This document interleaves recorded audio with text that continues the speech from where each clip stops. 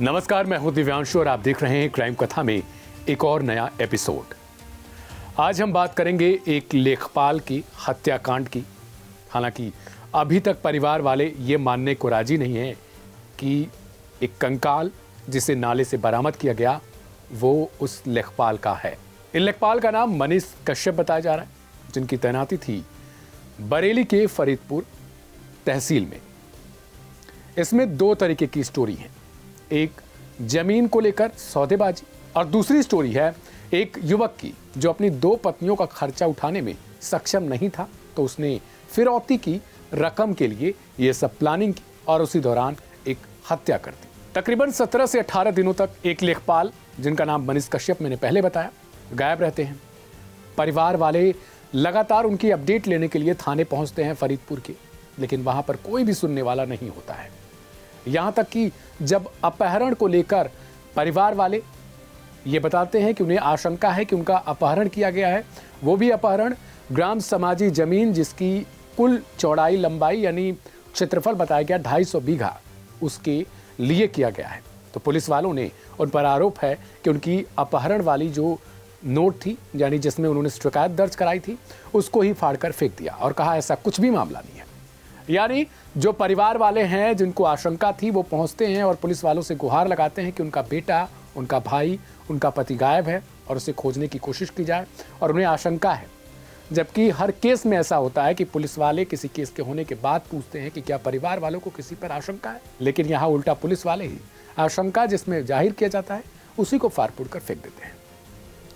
ऐसे में अब इन्हें सस्पेंड करने की मांग उठ रही है क्योंकि एक कंकाल बरामद हुआ है। परिवार वाले मानने को अभी भी राजी नहीं है कि उनके बेटे का ये कंकाल है, क्योंकि कंकाल में मिला है तो सिर्फ खोपड़ी और ये एक नाले से बरामद की गई है और कुछ हड्डियां हैं। मृतक के भाई का कहना है कि बिना डीएनए टेस्ट के वो मानने को राजी नहीं होंगे कि ये उनका भाई ही है, क्योंकि सड़ गल चुकी अवस्था में ये कंकाल मिला है। जाहिर सी बात है, जब नाले में कोई शव रहेगा तो वो 1 से 1.5 हफ्ते में सड़ने की कगार पर आ जाता है और धीरे धीरे बॉडी पार्ट्स अलग अलग जो उनकी चमड़ियाँ होती है वो उधड़ जाती हैं। लेकिन सवाल है कि जिस व्यक्ति ने खुद को बताया कि उसने हत्या की है, उसने हत्या के दौरान ये बात कबूली कि उनको गला उनका दबाकर उनको मारा गया था मफलर के सहारे, तो फिर ये शरीर के बॉडी पार्ट्स अलग अलग कैसे हो गए? इसी को लेकर परिवार वाले कह रहे हैं कि उन्हें ये हजम नहीं हो रही है बात, क्योंकि जो वो आशंका पहले से जाहिर कर रहे हैं 250 बीघा जमीन वाले मैटर की, वो मैटर उनका आरोप है कि पुलिस दबा रही है, क्योंकि उसमें बहुत यानी करोड़ों की रकम की बात है। वो ऐसी गुत्थी है जिसको पुलिस सुलझाना नहीं चाहती, यही परिवार वालों की तरफ से आरोप लगाया जा रहा है। अब पुलिस की तरफ से जो स्टोरी बताई जा रही है, जो कहानी बताई जा रही है, उसको हम सिलसिलेवार तरीके से आपको बताते हैं। इन टीमों के द्वारा लगातार CCTV footage, surveillance, cyber cell के माध्यम से काम किया गया। कल अभियुक्त ओमवीर कश्यप को इस टीम के द्वारा गिरफ्तार किया गया, हिरासत में लेकर पूछताछ की गई।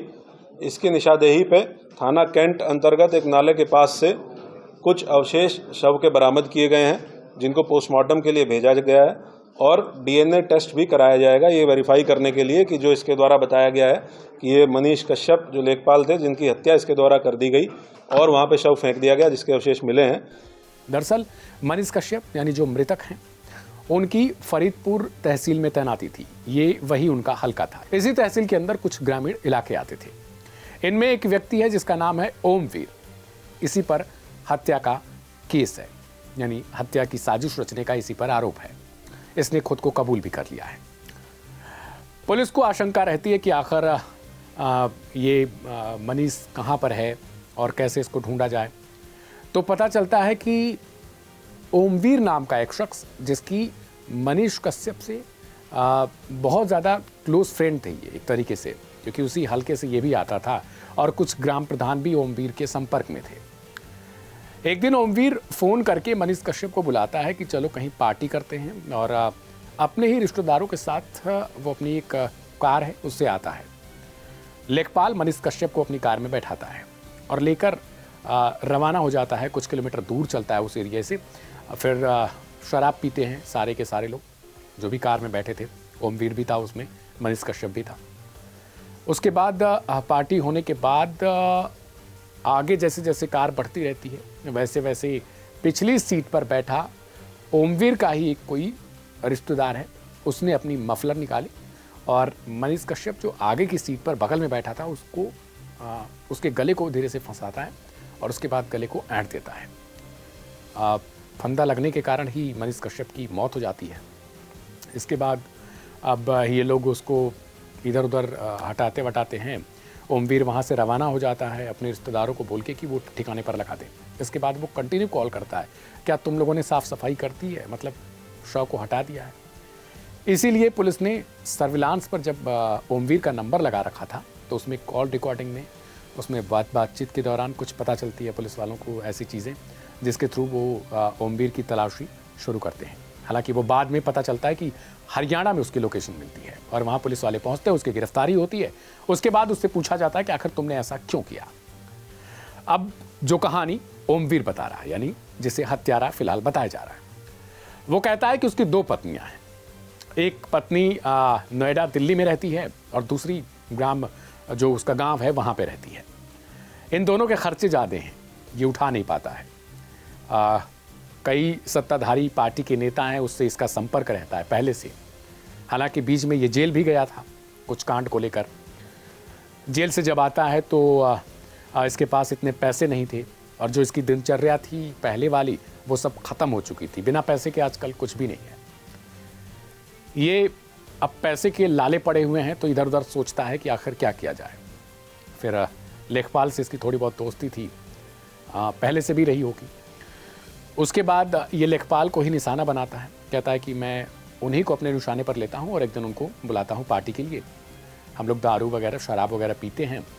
फिर उसके बाद मैंने पहले से ही प्लानिंग कर रखी थी अपने रिश्तेदारों को लेकर, जिसमें इसके कुछ नज़दीकी रिश्तेदार भी बताए जा रहे हैं ओमवीर के। मनीष कश्यप को बुलाता है, दारू वारू पीते हैं, फिर उसके बाद कार में बैठाता है। इसने कहा कि अगर हम सिर्फ ओमवीर को, यानी ओमवीर जो कह रहा है कि अगर मनीष कश्यप को अगर हम मारकर फेंक देते तो भी हम फंस जाते, और अगर उसे मारते भी नहीं, केवल फिरौती मांगते उसके परिवार वालों से, तो भी हम फंसते, क्योंकि उसके परिवार वाले भी थोड़ा बहुत जानते थे, संपर्कीय थे। क्या पता मनीष कश्यप बाद में अगर निकलता तो वो हमारे बारे में बता देता। यही कारण था कि इन लोगों ने हत्या की और शव को छिपाने की कोशिश की थी कि, और कपड़े वपड़े दिखाकर ये सोच रहे थे कि मनीष कश्यप के परिवार वालों से रकम मांग लेंगे। ये कहानी उसकी तरफ से है। इसमें सफल नहीं हो पाते क्योंकि हत्या करने के बाद ये फरार तो होते हैं, लेकिन शव जो है वो नाले में पड़ जाता है। अब यहीं से शव सड़ने लगता है, बदबू आने लगती है। लेकिन अभी तक ये कंफर्म नहीं है कि आखिर वो शव मनीष का ही है या फिर किसी और का।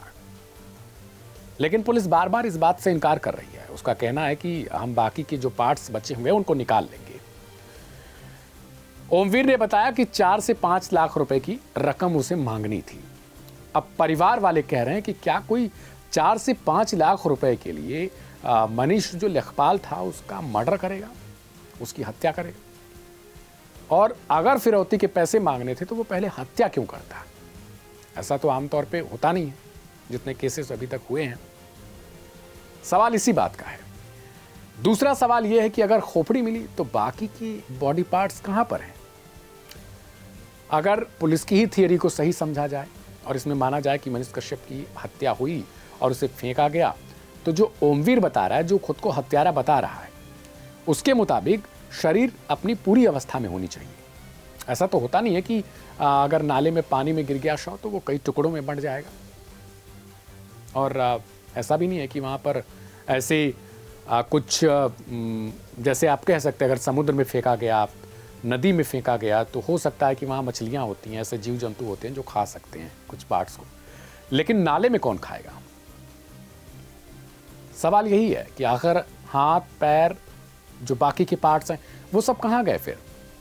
लेकिन पुलिस इन बातों से थोड़ा सा कतरा रही है। पुलिस बता रही है कि नहीं, वो बाकी के पार्ट्स भी खोज रही है, सर्च कर रही है। हालांकि डीएम की तरफ से कहा जा रहा है, जिलाधिकारी जो बरेली के हैं उनकी तरफ से कहा जा रहा है कि वो डीएनए टेस्ट करवाएंगे परिवार की मांग पर। समय नहीं लगेगा इसमें। परिवार वालों का आरोप है कि वो पहले दिन से, यानी 28 नवंबर से इस बात के लिए पुलिस वालों पर दबाव बना रहे थे कि वो जांच करें कि उनका बेटा, उनका पति, उनका भाई कहाँ है। वो खोज क्यों नहीं रहे? फरीदपुर वाले जो सीओ साहब हैं उन पर भी यही कहा जा रहा है कि उन्होंने तो जो हमारी तरफ से रिक्वेस्ट की गई थी, जो एफआईआर लिखवाई गई थी, जो उन्होंने नोटिस दिया, उसको ही फाड़ के फेंक दिया था। इसके बाद ये जिलाधिकारी कार्यालय पर पहुंचते हैं और वहां पर एडीजी और एसएसपी, एसपी तमाम लोग आए हुए थे, आला अधिकारी। वहां पर परिवार वाले चीखते हैं, बिलखते हैं। तो जब एडीजी साहब बाहर निकल रहे थे तो उन्होंने इन परिवार वालों को देखा और उनसे पूछा, तो उन्होंने बताया कि हमारा बेटा गायब है और उसे पुलिस ढूंढ भी नहीं रही है। तो एडीजी ने बोला एसएसपी को कि आप इस मैटर को क्लोजली देखिए और हमें इन्फॉर्म करते रहिए कि आखिर इस मैटर में आगे क्या हो रहा है। वहां से फिर पता चलता है, जब पुलिस वाले जांच करते हैं तो वो बताते हैं कि नहीं, लाश हमें मिली है और 17 से 18 दिन बाद मिलती है। ये अफसोसजनक है पूरे उत्तर प्रदेश शासन, प्रशासन और पुलिस प्रशासन के लिए कि आखिर आप किस तरीके से एक जो पीड़ित है उसके साथ व्यवहार कर रहे हैं। आज की इस क्राइम कथा में यही सवाल है कि आखिर तब तक शासन प्रशासन क्यों नहीं जागता जब ज़रूरत होती है। ज़रूरत के समय ही आपको जगना चाहिए, उनकी डिटेल्स खंगालनी चाहिए और पता होना चाहिए एटलीस्ट कि जो पीड़ित है उसकी पे क्या गुजर रही है, वो आखिर आपके पास क्यों आ रहा है। दूसरी बात कि 250 बीघा जमीन वाले मैटर पर अगर परिवार वालों को आशंका है तो इसके लिहाज से जांच क्यों नहीं की जा रही है? क्योंकि कहा जा रहा है कि मनीष कश्यप के पास उस 250 बीघा जमीन के सारे प्रूफ थे और वो शासन को यही रिपोर्ट लगाने वाला था, आखिर रिपोर्ट सौंपने वाला था कि आखिर इसमें कौन कौन से लोग हैं जो भूमाफिया हैं। तो क्या मनीष कश्यप की मौत के जिम्मेदार भूमाफिया हैं जिसको पुलिस छिपा रही है? इस स्टोरी के आगे भी हम आपको अपडेट देते रहेंगे कि आखिर इस मामले में क्या हुआ। अगर आपका कोई सवाल है तो उसे कमेंट बॉक्स में अपने नाम के साथ ड्रॉप करें। एक नई कहानी के साथ फिर से कल हाजिर होंगे, तब तक के लिए मुझे दीजिए इजाजत। नमस्कार।